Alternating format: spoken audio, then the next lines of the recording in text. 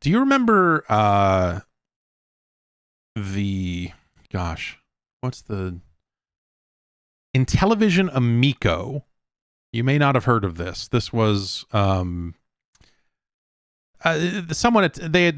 attempted to bring back the Intellivision name and try to make a new console.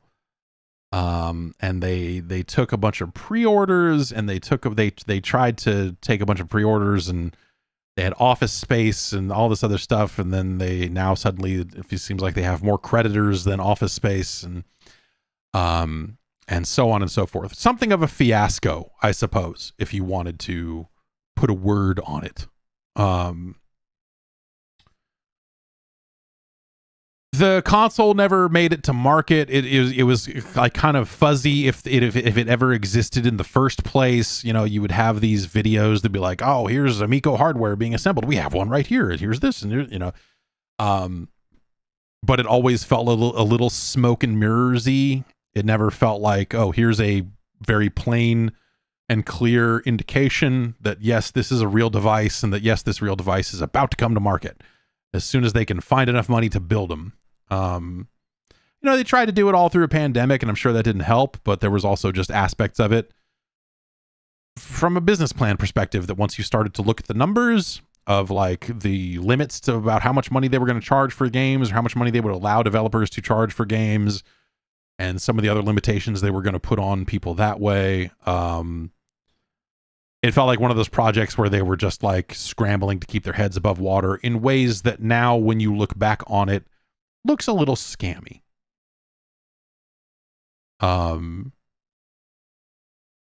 Some games were developed for it, presumably, because some of those games are now out on other platforms, namely the PC and I believe the Switch. I think that might be it. I don't think that they've come to other consoles just yet. I'm not sure, but Shark and Astrosmash have both come out. Dynablaster also came out, which is a Bomberman clone. It's sort of a different thing. The Shark and Astrosmash are kind of the, hey, these are remakes of original Intellivision games.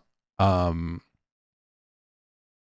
on Steam for $15 each. They are abysmal products. It is like, I've played a fair amount of Astrosmash, the original, over the years, and for what it was, for when it came out, you're like, this is okay, I guess. I don't know. It's no Space Invaders, it's no Galaxian, it's no Asteroids. It's somewhere between all of those things and not nearly as good. But okay, Astrosmash. I guess Intellivision had to have something. And so they've remade that for modern gaming machines.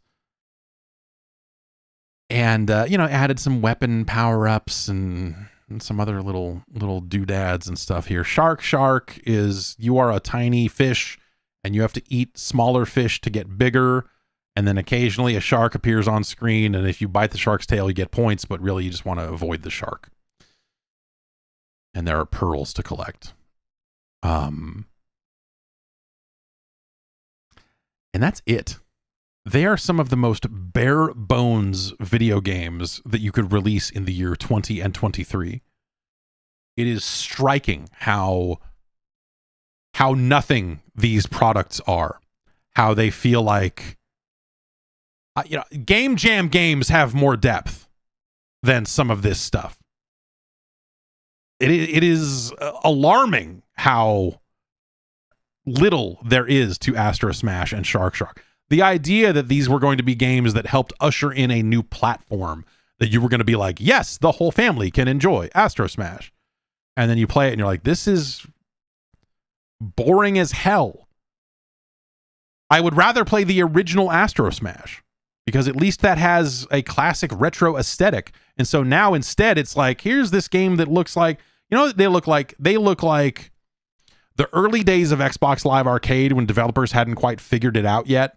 And so you had like a handful of games that were really good, right? You had Hexic and Geometry Wars and some of this other stuff. And then you had like Crystal Quest. And then you had like, some other games that came out along the way that were just like, I don't know.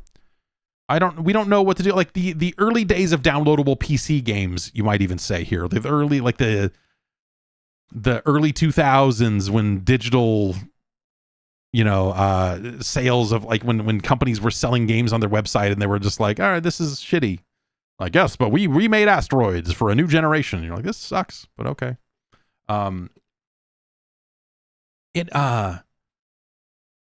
It feels like these games feel like they would show up on Xbox Live Arcade for 800 points and you would buy them and go, boy, these are barely video games. Like this is like phone games have more depth, and phone games have had more depth for decades at this point. Like it's really, really thin stuff without a lot of thought into like, hey, what are the fun ways we could expand on this concept? Other than like, what if we made it 4-player?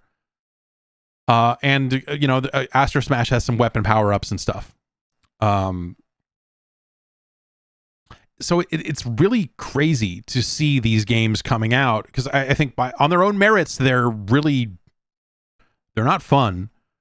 They're not something that a whole family is going to, wrap their, like, oh, the whole family can enjoy Shark. Like it's like something that like whatever company existed 3 rungs below PopCap back in the day would have put out on PC, and you would have been like, okay, I don't know, why would anyone ever play this? It feels like something you got for free off a website by accident. It's somewhere between the free game you downloaded by accident to like the early days of Xbox Live Arcade, where you had some games that were like super weird, thin concepts that were just like, okay, oh, you took a classic, you took a very old video game and made the graphics slightly more modern, and in the process made it play worse. And why did, was this a student project for you? Did one person work on this in their spare time? Like it's the sort of thing that like them charging $15 for it on Steam is really nuts. But the part where it's like, oh, also these were going to be some of the cornerstone video games of a brand new platform. They're just like, no, they weren't. No, under no circumstances would these games be good enough to like put a solid foundation under the Intellivision Amico. That would never have happened. And so I don't know how many more of these are still like in a state where they're going to come out. Shark came out first, and then Astrosmash came out like a week after that. So I don't know if this German developer that did these games, I don't know if they're going to be publishing more of them, or if that's it. But like, it's weird because they all kind of have similar interfaces for like picking when you're deciding if it's going to be a 1-player game or a 4-player game. Like the same interfaces in both of the games. And the buttons you use to select stuff are all wrong and weird in a way that you're just like, what's this? This is just bizarre. It's interesting to see these things come out after all this time. Especially, with the Amico saga having been what it is. And there's still, I don't know, there's some guy out there claiming that like he's testing a phone app that's the Amico stuff's gonna all be on phones and it's gonna blow your mind. And it's a really weird, there's some really weird cult that popped up around the Amico of like, it's got like the same, it's got these same whiffs of grift the way that a lot of crypto stuff does. And you're just like, I don't understand why anyone is going so hard on this stuff and trying to present it like it's going to be incredible, trying to present it like it's going to revolutionize it. Like the initial pitch for the Amico was a sound pitch in terms of just like, oh yeah, maybe there's a weird world in which this stuff, yeah, maybe this finds some kind of footing, I guess. Like, yeah, okay, like you don't know, Jack proved that everyone's got if everyone had a screen in their hand and they were playing a game on a TV or something, like there's something there. And if maybe someone capitalized on that, maybe you could have a thing. And maybe something like that could work. But it was always a maybe, and it was always like yeah, I don't know. If the games are good, and none of these, like, you're talking up a game called Cornhole an awful lot, and brother, get a grip. What the fuck's wrong with you? So I don't know, but yeah, there's still people out there that are like beating the drum for this like ongoing failure, this like rolling ball of failure that has been happening for the past couple of years now. You still have like a handful of people that are just like, you'll see, we'll get some news for you next week that's going to really turn your heads around, and the future of video games are here. And yeah, a lot of it is those same guys that that get wrapped up in that whole thing of like, back in my day, all the video games were better, and so were the cartoons, and so were this, and so were this, and finally someone's going to bring back they're just gonna have fun, huh? We're just gonna have fun with our video games and not have to patch them all the time. Like, all right. Like, that's you're a nutcase at that point. You're like so divorced from the way the real world works and the way games are made and shipped and all of that, that like you're not operating in the real world anymore. Yeah, I don't know. It's not to dwell on it too much. It's just like this fascinating thing. But I guess like that's the thing. Like, you have just people that are quadrupling down on all sorts of bad science stuff and then saying, I did my own research. I did my own research, and the Intellivision Amico is the future because it doesn't use that 5G. When they send out the signal, when they send out the emergency alert signal, everyone's going to become a zombie, but not me. I'll be in my bunker playing Shark. Like, it's all the same. It's all the same thing.